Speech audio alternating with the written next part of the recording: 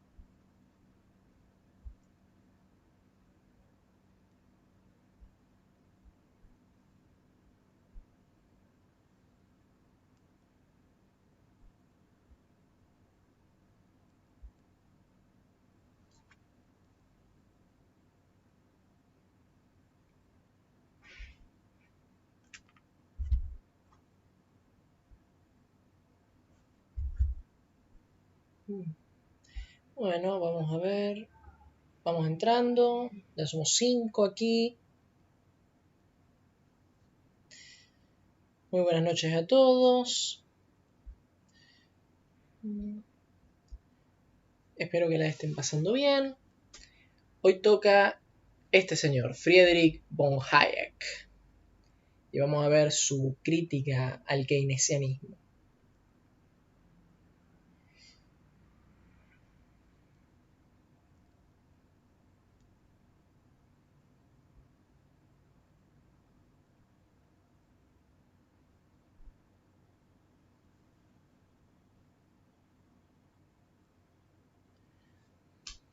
Vamos a esperar un ratito a ver si se suma alguien más y ya arrancamos.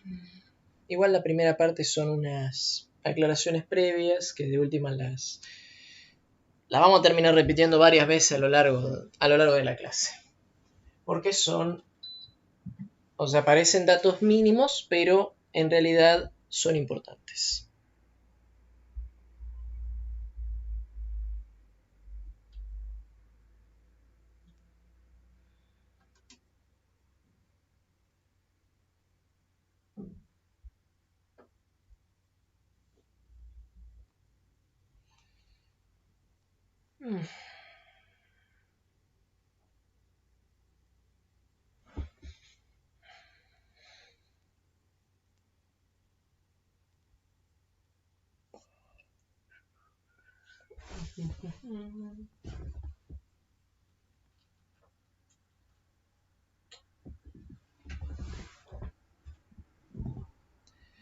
Buenas, Leo.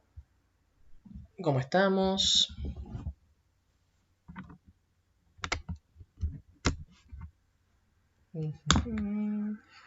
Hola, Silvia.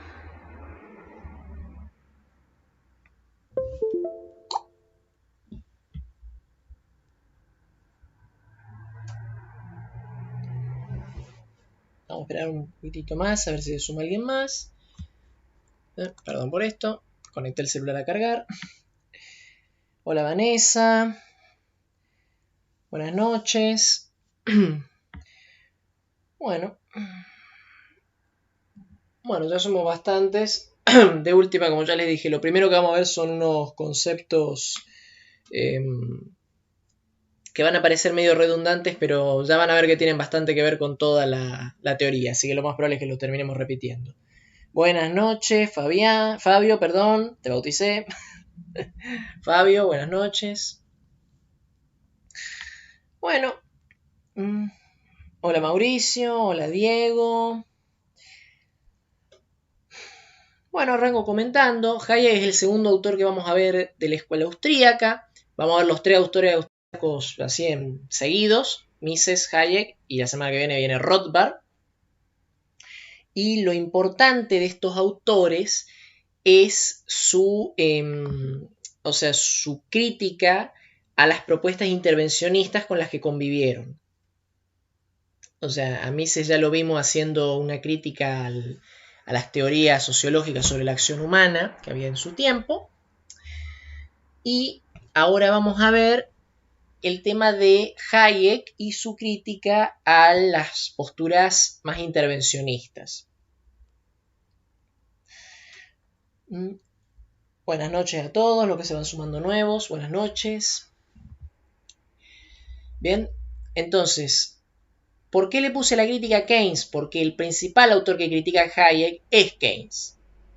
Pero, sin embargo, si ustedes leen sus críticas, se van a dar cuenta que es bastante bien aplicable, perfectamente aplicable a otros autores que buscan un mercado intervenido, como podría ser el caso de Marx o de keynesianos posteriores como Samuelson. Así que, arrancamos. Pero dos breves aclaraciones, repito, las vamos a seguir repitiendo a lo largo de todo el curso, así que la gente que llegue un poquito más tarde las vamos a decir. La primera aclaración es esta. Hay que producir en la economía, no emplear gente.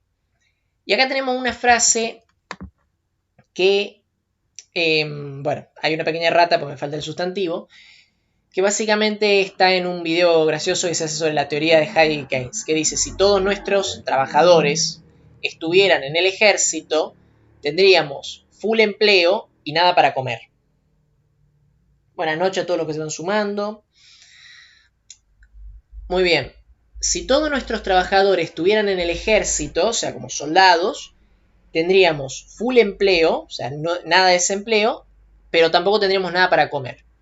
Lo importante, va a decir Hayek, no es generar empleo, lo importante es producir. Si vos empleás a todo el mundo en actividades que no son productivas, bien, los precios y el salario, porque el salario es un precio más, van a ser muy altos por falta de oferta, o sea, por falta de oferta de trabajadores. Bien, este principio hay que tenerlo muy en cuenta cuando escuchamos propuestas que tienen el grado de la ridiculez de la que hicieron los metrodelegados en su momento de decir que hay que sacar los boleteros electrónicos. ¿Vieron el aparato en el subte que va a apoyar la tarjeta y ya te deja pasar? Bueno, el gremio de metrodelegados propuso sacar eso y volver a poner boleteros humanos, o sea, una persona que agarre y te marque, que te marque el ticket para generar empleo. Y claro, obviamente que eso, a ver, generar empleo va a generar empleo, pero es ridículo porque vas a hacer decaer la productividad mucho, le va a generar un costo muy alto a la empresa. Y obviamente que ese costo va a terminar repercutiendo en el servicio, en el precio del boleto y demás.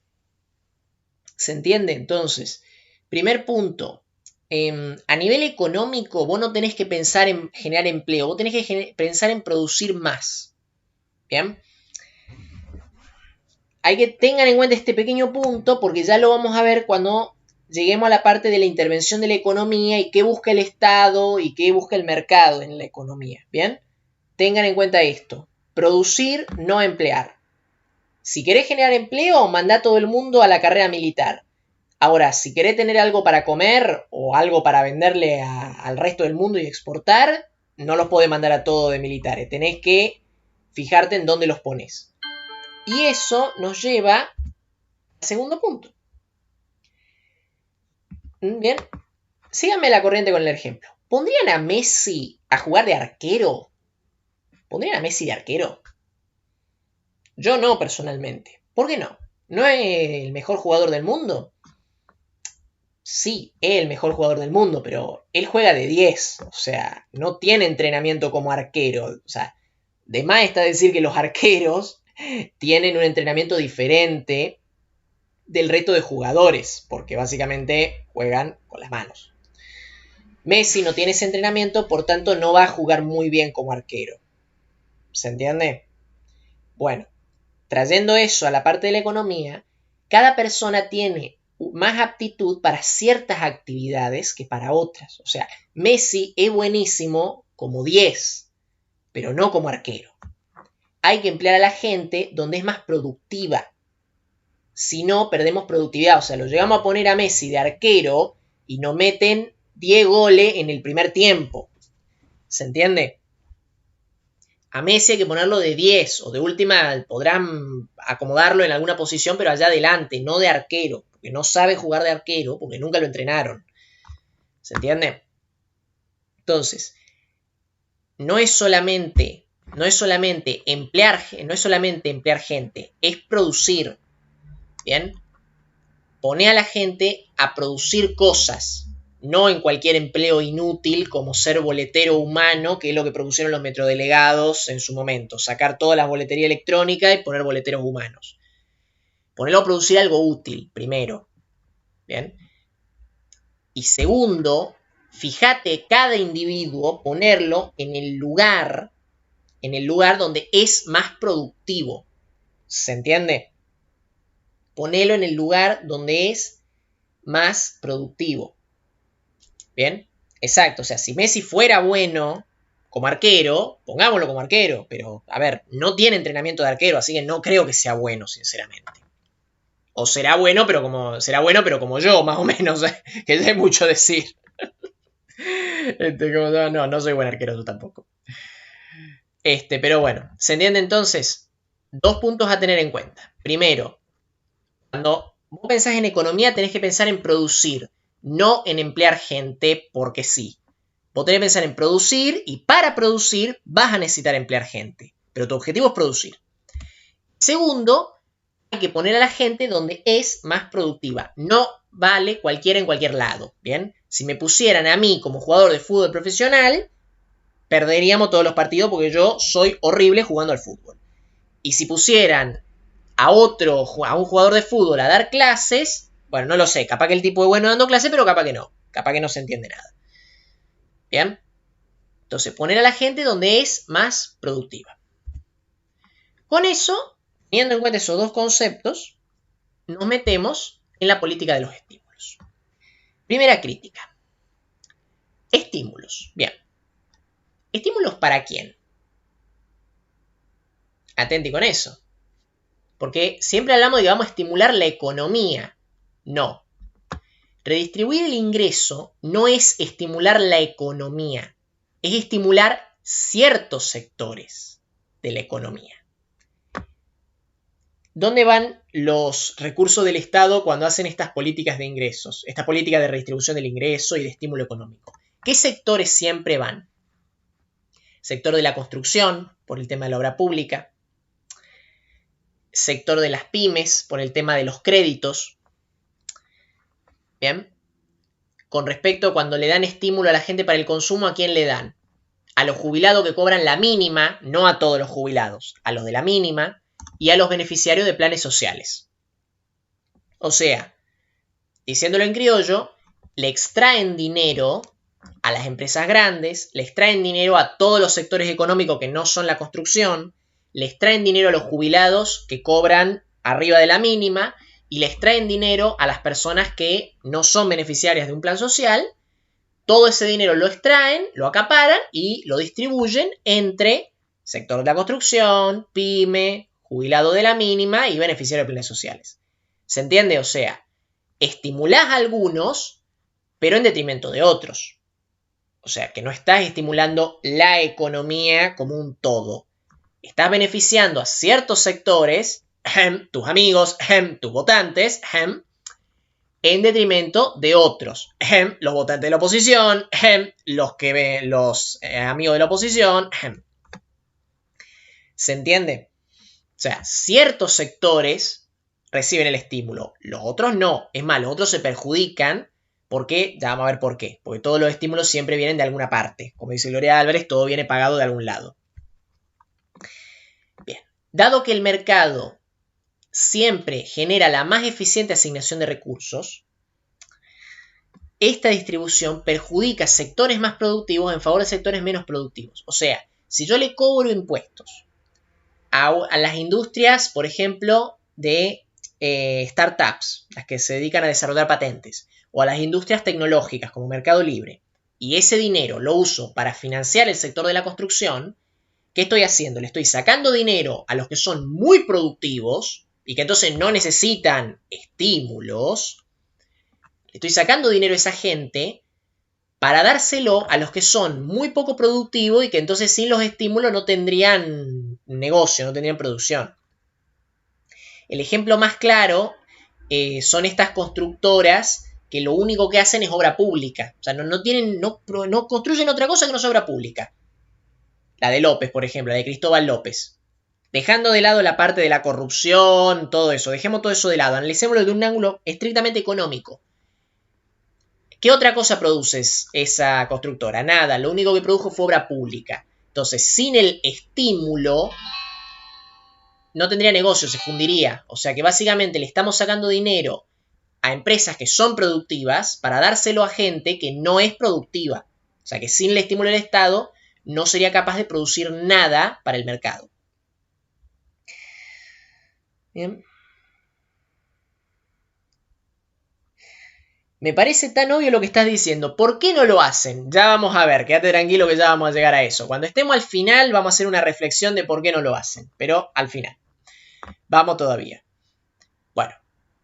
Como vos perjudicás a la gente más productiva en beneficio de la menos productiva, hay una caída de la productividad general y una caída del bienestar. O sea, básicamente, desincentivo a las startups que generan patentes, como por ejemplo, pesticidas que no sean nocivos para humanos y animales, por ejemplo. O desincentivo a empresas tecnológicas que le han facilitado la vida a todo el mundo, porque, por ejemplo, ahora que estamos con este tema de la cuarentena por el coronavirus, mucha gente está comprando vía internet. O sea, inclusive en los propios supermercados, se meten en la plataforma del supermercado y compran a través de internet. O sea que las empresas de tecnología nos han facilitado la vida a todo el mundo y son muy productivas. Entonces, perjudicamos a esa gente para beneficiar a empresas que no aportan nada o que aportan cosas que a nadie le interesa. O a gente que aporta cosas que a nadie le interesa. El otro día, por ejemplo, escuché que en la UBA, en la carrera de psicología de la UBA, estudian una materia que se llama Introducción a los Estudios de Género. El entrevistador le hizo una pregunta al estudiante. Le dijo, bueno, yo me autopercibo como una jirafa. ¿Soy jirafa? Y la chica esta le dijo, sí. ¿Saben cuál es la peor parte de todo esto? Que hay una teoría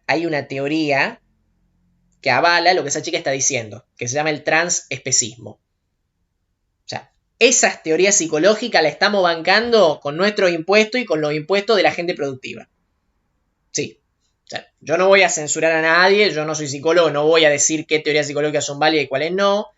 Simplemente les comento que se estudia en la UBA, que la pagamos entre todos nosotros. Después cada uno saque su propia conclusión sobre si es mejor invertir en eso o es mejor invertir en startups y desarrollo de software y cosas por el estilo. Eso ya lo dejo a criterio de cada persona. Bien. Estímulos, los tres orígenes del estímulo. Primer origen, los impuestos. O sea, básicamente le cobro impuestos a la startup para financiar al sector de la construcción. Esto estimula un sector en detrimento de otro. Gasto público, el ejemplo de manual. ¿Se entiende? O sea que de vuelta, estimulamos al menos productivo en favor del más productivo. Estimulamos al menos productivo en detrimento del que es más productivo y que aporta más a la sociedad. Estímulos vía crédito. O sea, no crédito generado por el Estado, sino que el Estado pida deuda externa para, con ese dinero, financiar. Bien, que esto es básicamente el programa que implementó el expresidente Mauricio Macri. ¿Esto qué genera? Genera un ciclo de boom y bust, ya vamos a ver esto, que estalla cuando no te dan más crédito. O sea, un boom, una expansión del gasto público y del crédito, estimulás ciertos sectores de la economía, y bust, cuando se termina la plata y vienen los acreedores y quieren que lo pagues, ahí no solamente que tenés que recortar todos los créditos, el gasto público, lo tenés que recortar todo, sino que encima tenés que poner impuestos para pagar la deuda que tenés. Que eso es básicamente lo que nos tendría que pasar ahora. Bien, por eso estamos renegociando la deuda, porque para poder pagarla tendrían que hacer todo eso y bueno, obviamente que no lo van a hacer, también ya vamos a ver por qué. Pero bueno, básicamente el estimular la economía a través de un crédito externo no, ¿cómo decirlo? No trae, o sea, tampoco funciona, porque cuando te vengan a cobrar vas a tener que recortar el gasto y aumentar los impuestos para poder pagar eso que te pediste. ¿Se entiende? Distinto sería que la Argentina pidiera un crédito para afrontar una situación de emergencia. O sea, por ejemplo, tuviéramos una guerra, un desastre natural, pidiéramos un crédito para reconstruir lo dañado. Ahí sería una situación diferente que podríamos plantear si se justifica o no se justifica. Pero para hacer esto, de estimular un sector de la economía en detrimento de otro, perdón, para estimular un sector de la economía en detrimento de todos los que vamos a tener que pagar esos impuestos, no, me parece que no se justifica. El último origen del estímulo es la emisión monetaria. Básicamente lo que genera es un aumento de la demanda en un sector sin disminución en otros sectores. O sea, por ejemplo, emitimos dinero, se lo damos a los jubilados que cobran la mínima y a los beneficiarios de planes sociales. Acá entre nosotros, ¿de dónde creen que sale el dinero para la tarjeta alimentaria o para el bono que le dieron por única vez a los grupos mencionados? Emisión. ¿Qué genera esto? Como vos estás aumentando la demanda de un grupo de personas sin disminuir la de los demás, o sea, yo voy al súper y sigo comprando lo mismo porque no me aumentaron los impuestos. Pero al lado mío viene estos señores, por ejemplo, estos señores jubilados, a comprar más que la vez pasada porque a él le dieron más dinero. ¿Qué genera esto? Bien, no se produce desplazamiento de recursos y gente hacia el sector nuevo. ¿Cómo desplazamiento de recursos y gente? Sí, porque ¿cómo funciona el mercado? Cuando yo le cobro impuesto a la startup o a la empresa tecnológica, como esa empresa tiene menos ganancia, tiene que achicarse o no se puede expandir tanto como si no tuviera el impuesto. Por tanto, consume menos recursos, o sea, menos insumos, y también genera menos empleo. Bien, contrata menos gente. ¿A dónde van esos recursos o esa gente que no tomó la startup o la empresa tecnológica? Y van a las empresas estimuladas por el aumento del gasto público. O sea, se van al sector de la construcción o a los sectores estimulados. ¿Se entiende? O sea, en vez de trabajar en la startup, trabajo en una empresa constructora. Capaz que yo soy administrativo, o sea, hago lo mismo en los dos lugares, ¿viste? O sea, liquido sueldos o hago papeles, pero el punto es que en vez de estar en una empresa, estoy en otra, porque le sacaron dinero a la primera para dárselo a la segunda, entonces la primera tiene menos capacidad de contratar gente, la segunda tiene más capacidad. ¿Bien? Disminuye la demanda en un sector para aumentar en otro. Cuando vos emitís dinero, la demanda aumenta en un sector, pero no disminuye en los demás. Por tanto, los recursos y la gente no se desplaza. ¿Qué ocurre entonces? El mercado corrige por precio, o sea, aumenta el precio. Como yo ya tengo una oferta laboral en las dos empresas, pido más sueldo. Como en el supermercado ahora vemos dos personas comprando, el señor jubilado y yo, estamos los dos, el supermercadista ve eso y ¿qué hace? Aumenta el precio. Bien, cuando ese dinero después se distribuye a lo largo de toda la economía, ahí aumentan todos los precios de la economía y esa es la famosa inflación. O sea, cuando el nuevo dinero se distribuye por toda la economía, todos los precios aumentan y ahí hay inflación. ¿Se entiende? Para que no haya inflación, vos tenés que dejar intacta la masa monetaria, tenés que dejarla quieta. ¿Por qué? Porque la masa monetaria no es más que un instrumento de cambio. Bien, un instrumento de cambio para representar la demanda. Bien, entonces, como ocurriría, así como le ocurre a un individuo, para consumir más educación, tengo que consumir menos ropa, o sea, tengo que dejar de comprarme ropa para empezar a pagarme la facultad, lo mismo ocurre en la sociedad. Bien, para contratar más gente en el sector de la construcción, tengo que contratar menos gente en el sector startup o en el sector tecnológico. ¿Se entiende? Si quiero hacer trampa, si quiero, por ejemplo, emitir dinero para violar esta regla, el mercado va a corregir por precio. O sea, va a aumentar los precios y listo. Y voy a terminar teniendo más o menos la misma situación, pero con una nómina, o sea, un número diferente. Pero después en la práctica va a ser más o menos lo mismo. A ver, vamos a ver algunos comentarios. En Córdoba también, en la Facultad de Psico, fui a un seminario de masculinidad, escuché cada cosa. Bien, nuestra Constitución en su artículo 4 da un carácter muy restrictivo a la toma de crédito por el Estado. Es correcto. Es correcto, o sea, yo personalmente también considero lo mismo. Los constituyentes del 53, cuando establecieron el artículo 4, lo habrán hecho pensando, creo yo, en esas situaciones que mencioné, una guerra, un desastre natural, o sea, alguna situación muy excepcional que entonces requiera que el Estado se endeude. Porque pensemos que cuando el Estado se endeuda nos endeudamos todos, incluso las personas más humildes. Entonces, pónganse en la situación de una persona muy humilde, tendría que ser una situación verdaderamente muy grave para que asuma un crédito, porque pone en juego lo poco que tiene. Por eso, el tema del crédito hay que manejarlo con muchísimo cuidado y...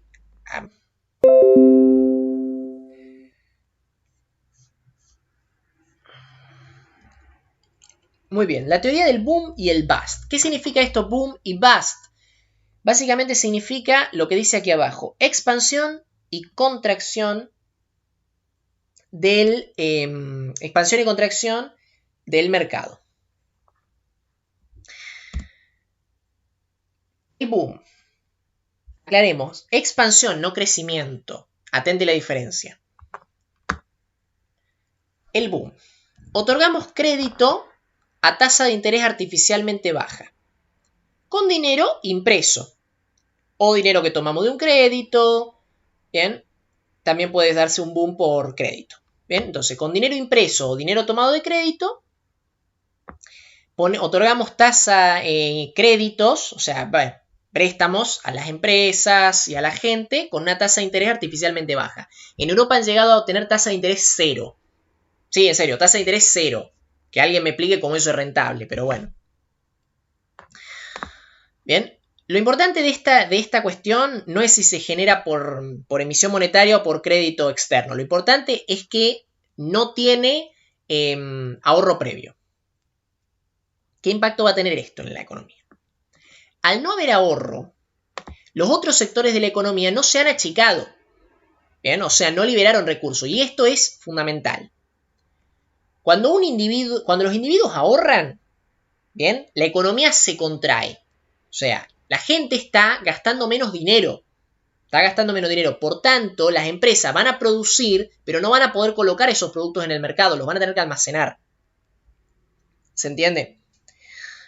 Producto de eso, ¿qué va a ocurrir? Se van a achicar o van a crecer menos. Y entonces van a liberar recursos, tanto insumos, o sea, materiales físicos, como mano de obra, para que puedan redirigirse a las nuevas empresas.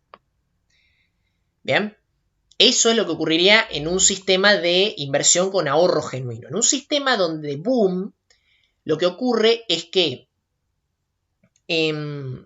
como no hay ahorro previo, no se liberan mano de obra y no se liberan recursos. Entonces las empresas recién creadas y las que ya existían antes empiezan a competir por los recursos, mano de obra incluida. Entonces el precio sube, o sea, aumentan los salarios.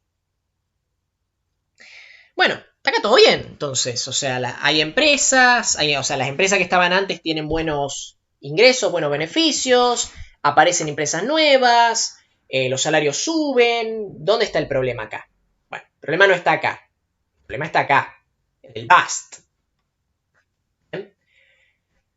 O sea, en los videos donde se explica el tema de Hayek y Keynes, lo comparan con una fiesta, como que tuviste una fiesta muy salvaje donde tomaste mucho alcohol y el otro día tenés la resaca, por así decirlo.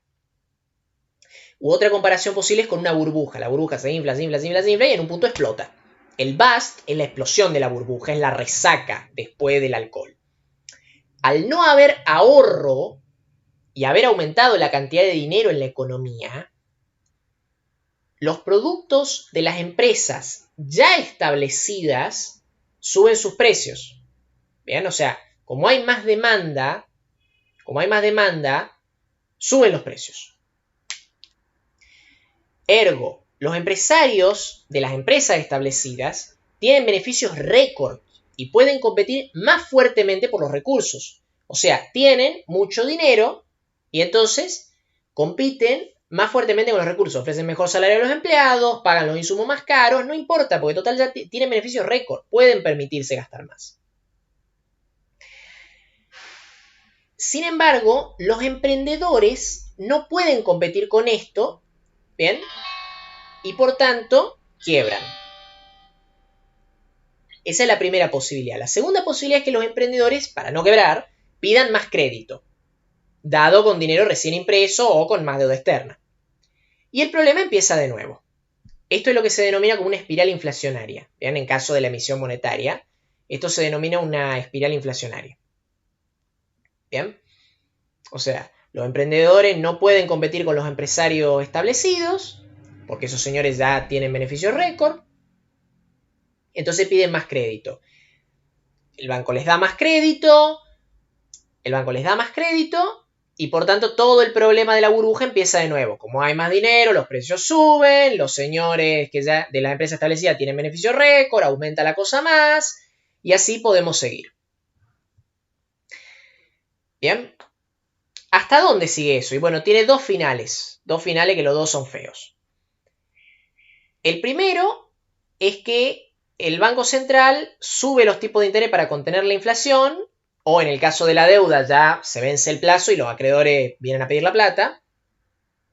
En cualquiera de los dos casos, como se corta el crédito blando, el crédito a tasa de interés baja, ahí se produce el bust, el ajuste. Los emprendedores quiebran porque no pueden competir con la empresa grande, tampoco tienen más línea de crédito para gastar, así que se quedan sin dinero, quiebran.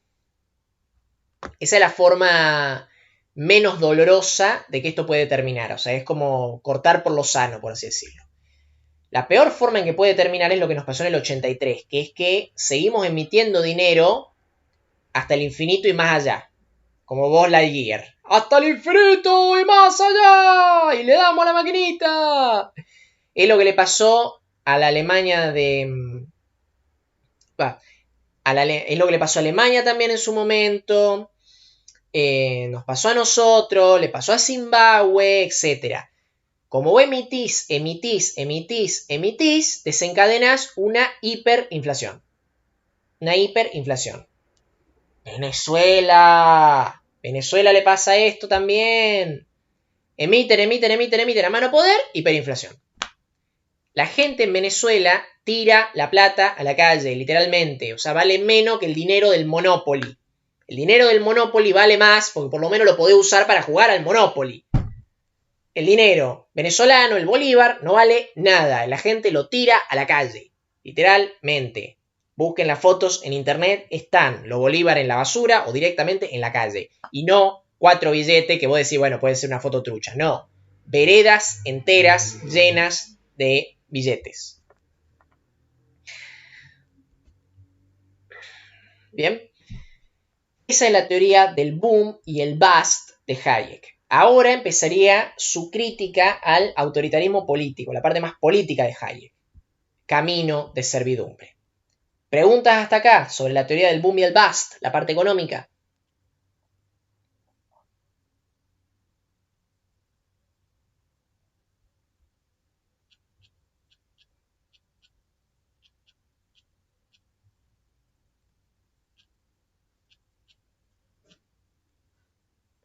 Vamos a dar tiempo a ver si alguno quiere formular preguntas.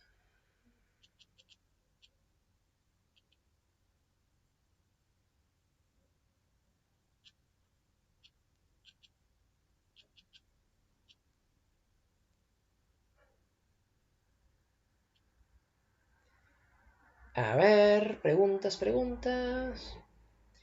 Hay un libro que se llama Cuando muere el dinero, la Alemania después de la Primera Guerra hasta el 23. Sí, ¿cómo se llama? Seguramente ese libro relata muy bien esta situación. Bueno, Diego Giacomini lo mostró en su Twitter, que él mostraba el billete alemán de la época que estaba impreso de un solo lado. ¿Por qué impreso de un solo lado? Y claro, porque para imprimir más rápido, imprimían de un solo lado, porque en esa época la impresora imprimía de un lado, después lo dabas vuelta e imprimía del otro. Para imprimir más rápido, entonces no, lo imprime de un solo lado, así sale más rápido el dinero. ¿Qué variable regula cuánta cantidad se debe emitir? ¿Qué variable lo regula? Ninguna, porque no hay que emitir nada. Una vez le hicieron esa pregunta a Mises, el maestro de Hayek, le preguntaron, ¿y cuánto es la cantidad ideal de dinero en la economía? Y él dijo, justo la que hay ahora. O sea, no es relevante la cantidad de dinero que haya en la economía. El dinero es neutral, o sea, te funciona igual, tengas 100 millones o tenga 200.000 millones, funciona igual. Lo único relevante de la economía es no tocar la masa monetaria, o sea, que no haya ni más dinero ni menos dinero en su momento. Esa es la teoría del dinero neutral y de la masa monetaria fija, que es la que usaban los austríacos. Bien. Después ya los posteriores, como por ejemplo Milley, ya directamente van a decir que el que tiene que regular la cantidad de dinero a emitir tiene que ser el propio mercado. O sea, conoce su famosa teoría, moneda privada, que cada banco se maneje y la gente decidirá cuál quiere. Pero bueno, ya lo vamos a ver en la clase de Milley eso. Los austríacos tenían la teoría de la masa monetaria fija, no emitir nada. Tampoco extraer dinero de la economía. Simplemente reemplazar los billetes que ya estén rotos o que ya no se puedan usar. O sea, sacas un billete y metes otro. Pero no tocar la masa monetaria como un todo. En conclusión, ¿qué es el BAST? El BAST es el ajuste posterior al boom. El boom es un ciclo de expansión de la economía, no crecimiento porque no estás produciendo más. Simplemente estás redistribuyendo recursos de un sector a otro y aumentando los precios relativos a los recursos, pero no, en total no se está produciendo más.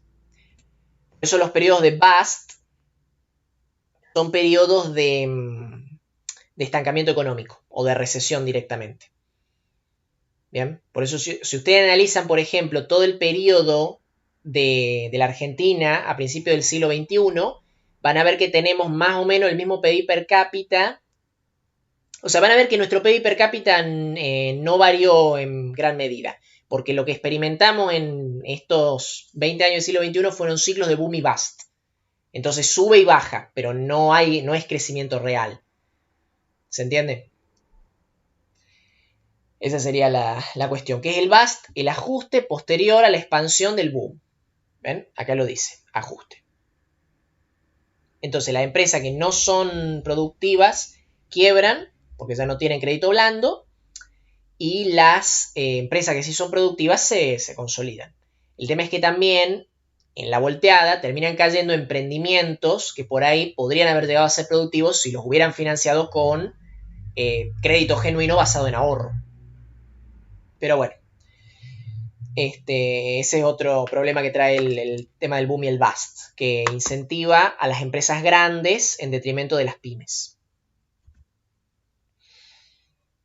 En algún momento se emitió, o sea, existió una primera vez. Sí, es correcto. En un momento se emitió. De hecho, o sea, a ver, la emisión del papel moneda que tenemos ahora fue cuando se empezó a reemplazar el oro por cheques, que fue más o menos allá por... Sí, fue por la época de... Fue por la Edad Media, básicamente. Cuando los caballeros, concretamente los templarios, lo que hacían era almacenar tu oro en un monasterio y te daban un dinero que decía, bueno, válido por tanta cantidad de oro. Entonces vos te podías ir de peregrinación a Tierra Santa y cuando volvías te entregabas ese papel y te daban el oro. Después también después empezaron a hacer que vos entregabas ese papel en otro monasterio y te daban el oro. Entonces vos depositabas dinero en Francia y lo podías retirar en Hungría, si tenías ganas. Bien, después de mover el oro físico se encargaban los caballeros. Después de eso ya la gente empezó a intercambiar esos papeles directamente, porque no tenía sentido ir a buscar el oro al monasterio cuando podías intercambiar los papeles. Entonces le decían, che, en vez de darme uno de 1000, dame 100 de 10. Y vos con eso le pagabas a los demás, total, ellos sabían que podían ir a buscar el oro al monasterio cuando tuvieran ganas. Después de ese negocio de tener del oro, se empezó a encargar el Estado. Entonces el Estado, que fue, agarró, le sacó todo el oro a los templarios y se lo quedaron ellos. Esa fue la gran destrucción de la orden templaria que la llevó a cabo el rey de Francia. Y bueno, en los otros países hicieron cosas similares. Ahí fue cuando los estados monopolizaron la emisión de dinero y así nació el dinero con patrón oro.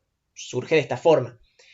Después ya llegada la famosa crisis del petróleo, allá por, si no me equivoco, los años 70, se desacopla el dinero del oro y ya pasamos a tener una moneda con base legal. Entonces, si ustedes ven el dólar actual, tiene base legal, no tiene respaldo en oro. ¿Se entiende? Pero por eso, o sea, lo relevante es no tocar la masa monetaria. Vos, es verdad, en un momento vos emitís una cantidad de dinero y ya está, y después la dejás. Por ejemplo, el Bitcoin tiene esa idea, se emite a un determinado ritmo hasta un punto. Está programado para que se deje emitir, no me acuerdo cuándo, creo que era en 2130, una cosa así. O sea, en un determinado año, el programa deja de emitir monedas y queda fijo. ¿Se entiende? Entonces, la teoría monetaria austríaca establece que no hay que tocar la masa monetaria, que tiene que ser fija. Punto. O sea, por ejemplo, pongámosle que fundamos un país nuevo, Liberlandia. Emitimos una determinada cantidad de dinero, o sea, qué sé yo, 1000 millones de dólares liberlandeses y listo, y no lo tocamos más, ya está. ¿Se entiende? O sea, lo importante es no tocarlo, no es qué cantidad tenés. Bien, para frenar la emisión espuria no es conveniente el patrón oro, sí. Básicamente el patrón oro te impide emitir sin respaldo en oro. Es otra forma de frenar la emisión espuria. El tema del patrón oro es que si entra oro nuevo, ahí emitís. Es el problema del patrón oro. O sea, a ver, ¿por qué muchos europeos se lanzaron a la conquista de América? ¿Por qué Pizarro conquista a los incas? Porque tenían oro. Quería el oro. ¿Se entiende? O sea, el patrón oro es una emisión lenta y moderada, porque dependés de encontrar un determinado mineral, que obviamente no aparece tan rápido así de la nada. Bien, o sea, es una forma de frenar en gran medida la emisión monetaria, pero tampoco la detenés absolutamente. Para un austríaco, las dos teorías aceptables podrían ser el patrón oro, como una teoría aceptable hasta un punto, o si no, la masa monetaria fija. Bien, camino de servidumbre. ¿Cómo nos convertimos de un país libre en un país oprimido y cuasi socialista? El primer paso es el boom y el bust. Llega un político y te dice, yo, imprimiendo dinero, pidiendo un crédito, voy a expandir la economía y todo vamos a estar mejor. Bueno, le damos el ok, lo hace, obviamente no funciona, y viene el bust, el ajuste. Perón. El primer gobierno de Perón es un buen ejemplo de boom económico. Él estatizó el Banco Central, que hasta ese entonces era de capital mixto, y empezó a emitir dinero. Por tanto, ¿qué ocurrió? Tuvimos una expansión económica durante su primer gobierno, y eso generó un boom económico, pero ya durante su segundo gobierno se produjeron los efectos del bust. Por eso durante el segundo gobierno ya empezó el tema de la inflación, lo quiso controlar el control de precios y eso no funciona, ya lo vamos a ver. Pero el punto es, empezó a ocurrir esto, inflación, las empresas quiebran, despidos, los salarios vienen a la baja porque hay despidos, o sea, los efectos del bust. Bien, el primer paso para el camino de servidumbre es el boom. Bien, el segundo paso es el bust. Y ahora vamos a ver cómo sigue esto. ¿España no tuvo una inflación grande por el oro americano? Sí, es correcto. España tuvo una inflación muy grande por el oro llegado de América. De hecho, para lo único que les sirvió realmente el oro americano a los españoles fue para pagar una deuda, fue para pagar deuda externa. O sea, fue lo único para lo que verdaderamente le produjo un bien a la sociedad española. Después todos los beneficios de la España que trajo de América fue más por el comercio, o sea, por traer materias primas desconocidas hasta ese momento en Europa. Pero el oro americano no le produjo ninguna beneficencia a España. Simplemente le sirvió para pagar deuda externa y después generó inflación. Por eso es que España nunca se... Por eso, y bueno, por cuestiones culturales también, nunca se llega a desarrollar industrialmente como si hace, por ejemplo, Reino Unido o Alemania. Bien, pero bueno, ese es otro tema. Bien, camino de servidumbre. Primer paso, el boom. Por ejemplo, el primer gobierno de Perón o el primer gobierno de Cristina Kirchner. Segundo paso, el bust, el ajuste. Segundo gobierno de Perón o segundo gobierno de Cristina Kirchner.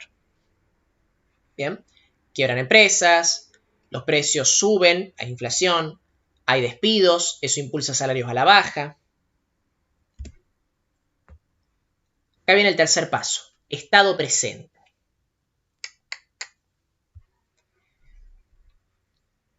Las empresas quiebran. ¿Cómo busca combatirlo el gobierno?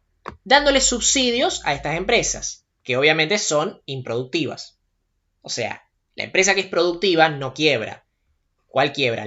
La menos productiva de todas. Entonces le dan subsidio a la empresa improductiva, pero atenti, eso se financia con impuestos. ¿A quién le cobran esos impuestos? A la empresa productiva. Entonces le cobramos impuestos al que produce para financiar al que produce menos. Los precios suben con inflación. El bendito control de precios. Qué lindo es el control de precios.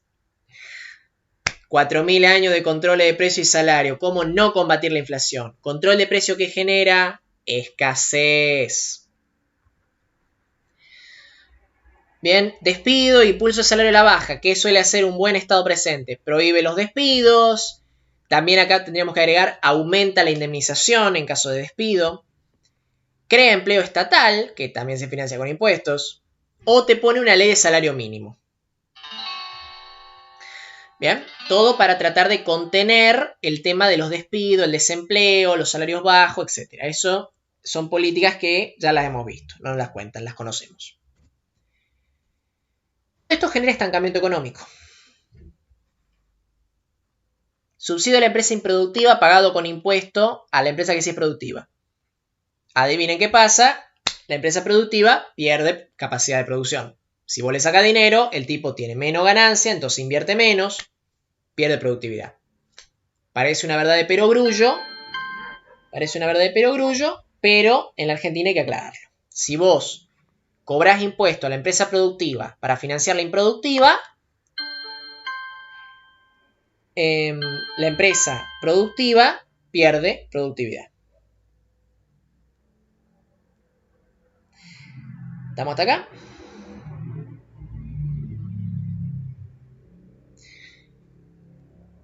Creación de empleo estatal, misma canción. Como pones impuestos, haces perder productividad a las empresas productivas. ¿Ya? Misma canción que con esto impuesto acá arriba, con esto impuesto acá abajo. Los controles de precios generan escasez del producto. Ustedes saben que el precio óptimo es el precio equilibrado por el mercado. Si vos pones un precio máximo, lo único que lográs es que aquellos productores menos productivos, o sea, las empresas más pequeñas en general, no les sea rentable producir. Bien, hay muchos factores que determinan qué tan rentable es para un productor producir. Pero a ver, uno de ellos, por ejemplo, es la escala. Una empresa grande, como produce en una escala mayor, le saca más margen de ganancia al producto que una empresa pequeña que produce en escala menor. Bien. Si vos pones un precio máximo, la empresa pequeña o la empresa menos productiva, básicamente le comes todo el margen de ganancia. O le comes la mayor parte de su margen de ganancia. Por tanto, no le conviene producir. Por tanto, no produce directamente, entonces hay escasez. Bien, lo que no pagás en precio, lo pagás en que hay colas y colas de cuadras de largo para comprar, por ejemplo, papel higiénico, que es lo que le pasa a los venezolanos. ¿Se entiende? Yo he visto, por ejemplo, que el alcohol en gel en ciertas farmacias ya empieza a escasear. Yo estaba esperando el colectivo al lado de una farmacia, un señor fue a preguntar por alcohol en gel y el farmacéutico le dijo, no tengo, me lo traen a la tarde, con suerte. O sea que control de precios genera escasez.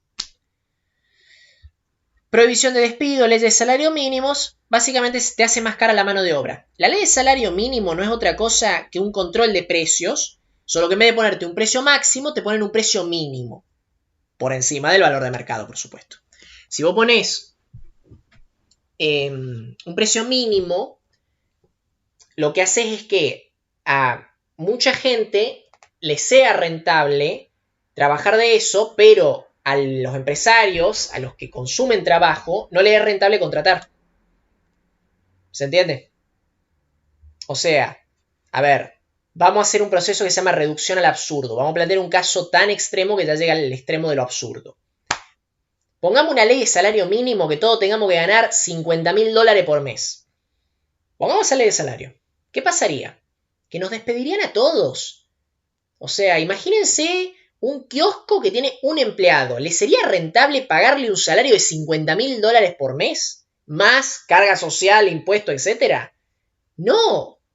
Entonces lo tendría que despedir porque no lo puede costear. Una ley de salario mínimo lo único que provocas es sacarle laburo a la gente menos productiva. ¿Bien? Y pasa lo mismo con la prohibición de despidos. Si vos estableces una ley de prohibición de despidos, el empresario se la va a pensar 2 y hasta 3 veces antes de contratar. Porque como después no lo puede despedir, ¿qué razonamiento va a hacer?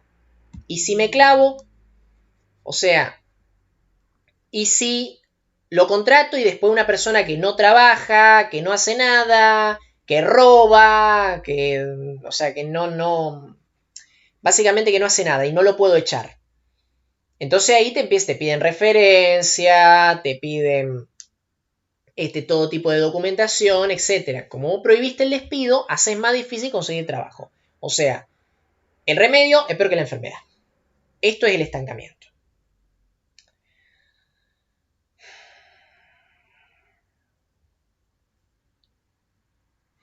Bien, pienso, ¿los precios no deberían ser libres y el Estado no se debería meter regulando la producción de nadie?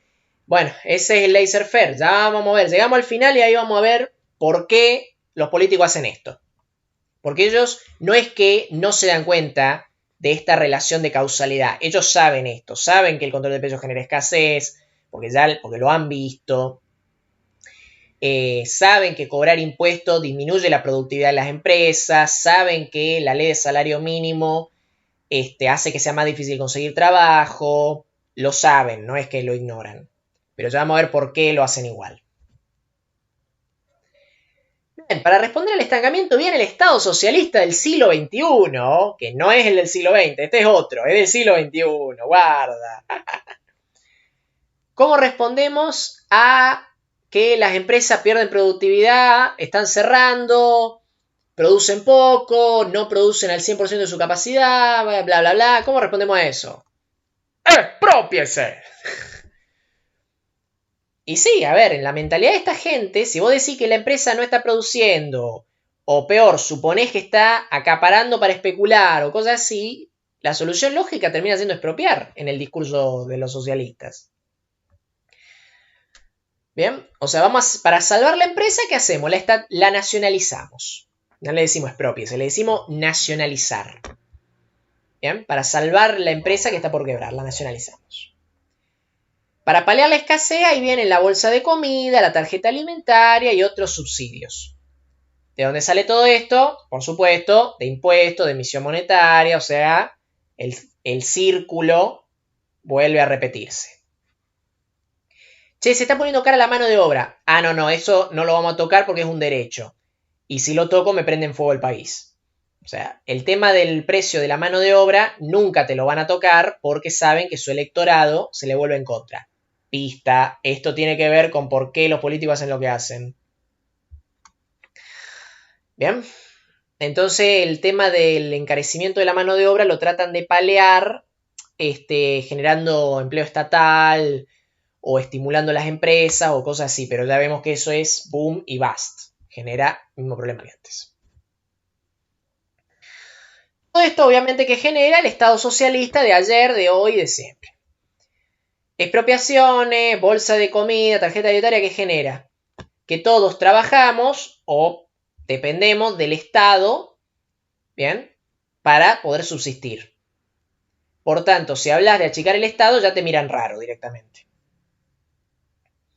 O sea, ya no solo somos Estado socialista en términos económicos, sino incluso en términos culturales.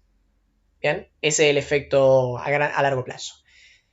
Bien, y lo del tema del derecho que genera la famosa frase de Axel Kaiser: todos tenemos un montón de derechos a todo, pero a nadie se le cumplen. La Constitución de la Unión Soviética daba derecho a libertad de expresión, libertad religiosa, libertad de asociación, libertad de lo que se te ocurra, y a nadie se le cumplía. Tenías a la Checa persiguiendo a todos los opositores al régimen. La fundó Lenin y esa misma política la consolida Stalin. Así que bueno. Sí, básicamente, los gremios tienen que ver con el tema de la oposición. Pero ojo, los gremios son un grupo que organiza a la gente. Por más que no estuvieran los gremios, si el gobernante hace algo que no es popular, pierde apoyo y pierde las elecciones. Además de las implicaciones psicológicas en las personas, por supuesto. ¿Quién trabajó mucho el tema de todo el impacto psicológico del socialismo en la gente? Ayn Rand. Si ustedes leen Los que vivimos, la novela relata todo el efecto psicológico que va teniendo el socialismo en las personas. Y si no me falla la memoria, sé que también tiene artículos, filosóficos, explicando este tipo de cuestiones. No recuerdo exactamente los títulos ni dónde encontrarlos. Sí recuerdo uno que no es de ella, es de Leonard Peikoff, un objetivista, que se llama, si no me falla la memoria, era El efecto del misticismo y el altruismo en la psicología humana. Si no me falla la memoria, era así. Que está en La virtud del egoísmo. Ahí trabaja este tema. Obviamente que el socialismo es una variante de altruismo. Bien. Actualmente se confunde el legítimo ejercicio del poder de policía para proteger la salud pública con el nefasto Estado presente. Y sí, exactamente. ¿Cuál es la diferencia? Que el poder de policía básicamente consiste en regular, por ejemplo, el libre tránsito de la gente. ¿Bien? O sea, por ejemplo, declarar una cuarentena. O regular medidas sanitarias. Por ejemplo, barbijo obligatorio. Bien, pero no es parte del poder de policía tomar decisiones de carácter económico. O sea, cuestiones de carácter económico como los precios, las condiciones para contratar gente, ese tipo de cuestiones no está dentro del ámbito de lo que es el poder de policía. El poder de policía regula el ejercicio de otros derechos. ¿Cómo se llama el libro? La virtud del egoísmo. ¿Bien? Ayn Rand hacía mucho esto de escribir artículos y después los compilaba y los publicaba como un libro. La virtud del egoísmo es un compilado de un montón de artículos, algunos de ella y otros, la mayoría de ella, y también hay algunos de Leonard Peikoff, que también son muy buenos. Bien. Conclusión. La intervención del Estado en el crecimiento económico no trae nada bueno. Como ya vimos, por proceso de reducción al absurdo, no hay ninguna variante en donde la intervención del Estado en la economía genere nada bueno. Solamente es una pendiente resbaladiza hacia el socialismo. Esta frase es de Rothbard. O sea, cuando vos intervenís en la economía generás problemas, lo querés solucionar con más intervención, generás más problemas y así la cosa se va agravando hasta que terminamos en un estado totalmente autoritario y que incluso ya roza lo totalitario. El rol del Estado debe limitarse a prohibir las actividades que dañen a terceros. Acá es donde entra la seguridad, la salubridad pública, o sea, el legítimo poder de policía del Estado, o a reparar estos daños si se produjeran, que ahí es donde entra el rol de la justicia. Bien, todos saben que en el derecho civil liberal, la base de cualquier reclamo es el daño. Una vez yo hablé con un compañero mío que era abogado, y yo le dije, ¿qué pasa si yo me compro una botella de Coca-Cola y antes de abrirla descubro que en su interior hay una rata muerta? Así nomás. Y él me dice, podés hacerle juicio a la empresa, pero ¿qué le podés demandar? O sea, ¿cuál fue tu daño? ¿Qué te perjudicaron? Que no te pudiste tomar una botella de Coca-Cola. Listo, te dan una botella de Coca-Cola, ya está, daño reparado. ¿Se entiende? O sea, la base del reclamo es el daño que yo padezco. Ahora, si por ejemplo fuera adentro de una lata y yo me la tomase y me enfermé, ahí ya es otra cosa.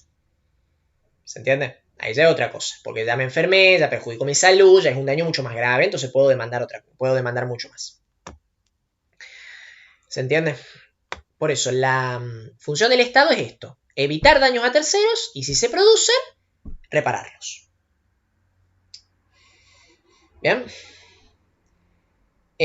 También otra cosa que no puede hacer el Estado es establecer una marca específica de productos a utilizar. O sea, bueno, ahí ya también hay un debate, porque por ejemplo, el Estado muchas veces en materia de salubridad pública, ¿qué hace? Compra medicamentos o bienes insumos médicos a ciertas empresas y después lo reparte. Pero claro, obviamente que el Estado le compra a una empresa y no a otra. Y en ese comprarle a una empresa y no a otra puede beneficiar a ciertos empresarios, amigos del poder, y no a otros. Esto donde se ve mucho. Puede ser con el tema de los barbijos, pero donde se ha visto ya de forma inclusive escandalosa, con el tema de los anticonceptivos. Si alguno alguna vez probó la calidad de los preservativos dispensados por el Estado, no es muy buena. ¿Bien? O sea, yo como profesor, básicamente los probé para utilizar una clase de educación, para usarlos en una clase de educación sexual, y no les miento, literalmente cuando lo estaba abriendo para mostrárselo a los chicos, ¡trac!, se rompió. Por estirarlo con la mano. Entonces ahí claramente el Estado no está priorizando la salubridad pública de los ciudadanos, está priorizando beneficiar a una empresa, ¿bien?, a costa de una pésima salubridad pública para los ciudadanos. ¿Se entiende? Bien, acá es donde viene el problema, todo lo que le decía vamos a ver más al final. Cuidado con el candidato que promete mejorar la situación de algunos a base de subsidios o intervención económica. ¿Ustedes se piensan que los políticos o los economistas que los asesoran no saben todo esto? ¿Ustedes en serio se piensan que los políticos o los economistas no saben todo esto? Porque acá lo decían en los propios comentarios, básicamente es obvio. O sea, es algo absolutamente fácil de comprender. Haciendo un proceso lógico que se llama reducción al absurdo, o sea, llevarlo hasta el extremo,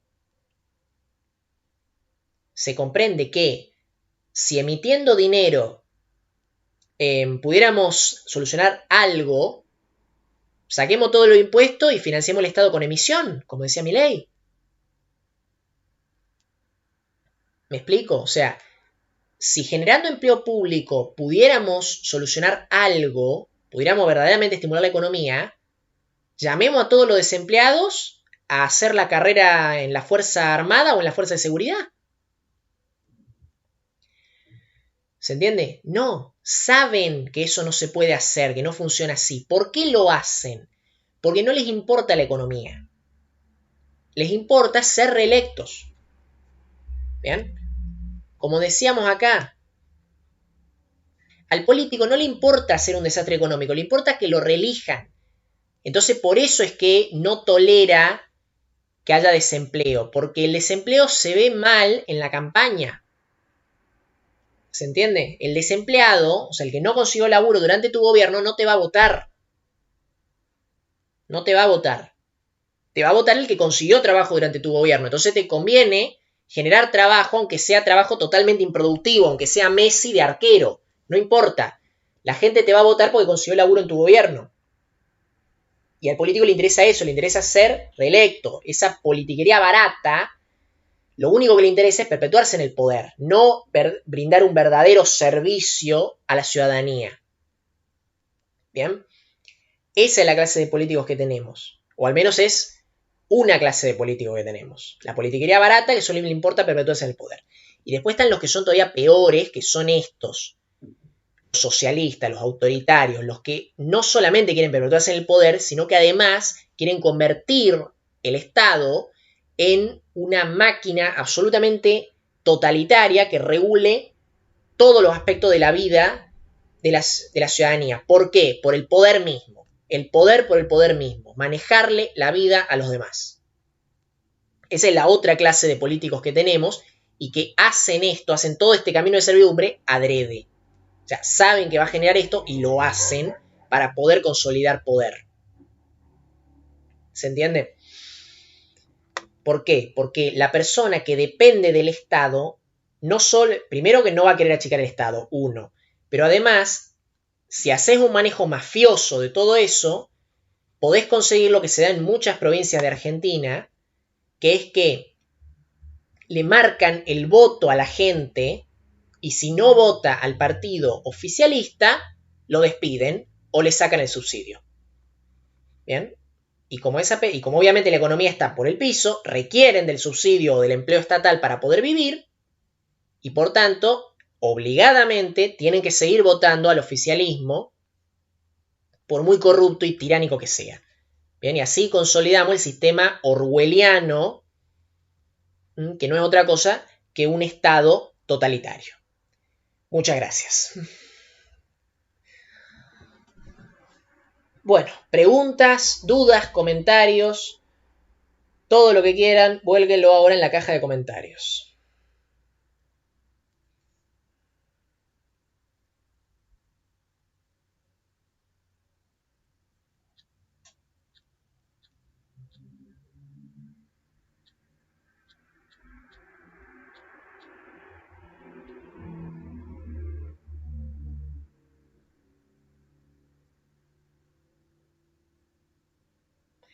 Bien, es parte de su negocio, por eso deben ser juzgados por el artículo 29 de la Constitución, totalmente de acuerdo. El artículo 29 de la Constitución se estableció justamente para evitar la concentración de poder que había hecho Juan Manuel de Rosas en su momento. Bien, y se diseñó justamente para preservar la república y evitar una tiranía que era el gran miedo de los liberales clásicos. Creen que pueden controlarlo como una adicción fuerte, pero siempre falla. Y sí, es como por así decirlo, el alcohólico que dice un trago más y ya lo dejo. Una botellita más y ya lo dejo. Y no lo dejas nunca. Lamentablemente no. O sea, a ver, yo por cierta experiencia conozco casos de adicciones, conozco casos de gente recuperada de las adicciones y te cuentan esto mismo. Que la mentalidad de uno más y lo dejo, no funciona. Funciona hoy no y punto. Bien. Lamentablemente el uno más y lo dejo no va a funcionar nunca. Muy bueno, Gonza, gracias. Bueno, gracias a ustedes por compartir el espacio. ¿Cómo se revierte el camino de servidumbre? ¿Cuál es su nombre? Mío, soy Gonzalo. Para salir del camino de servidumbre, el primer paso, afiliate al Partido Libertario. Exactamente.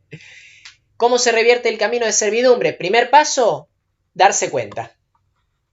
O sea, darse cuenta de todo esto y darse cuenta que te están manejando la vida y de la ineptitud de algunos y el hambre de poder de otros. Primero eso, darte cuenta. Y segundo paso, bueno, suponiendo que vivamos en una democracia donde se puede votar de forma libre, formar un partido y ganar las elecciones. Debe ser la única idea, o no sé si es una idea, la única frase que considero que es verdadera de lo que dijo la expresidente y actual vicepresidente Cristina Fernández. Bien, no le gusta como gobierno, formen un partido y ganen las elecciones. Debe ser la única frase que que estaría de acuerdo. O sea, en una democracia donde tenés la posibilidad de presentarte a elecciones y ganarlas, formando un partido y ganando las elecciones, que es lo que, ¿cómo se llama? Que es básicamente la propuesta del Partido Libertario. Y bueno, suponiendo que viviéramos en un sistema ya mucho más tiránico, donde no hubiera elecciones libres, y bueno, ahí viene el derecho a resistencia a la opresión, que básicamente se llama,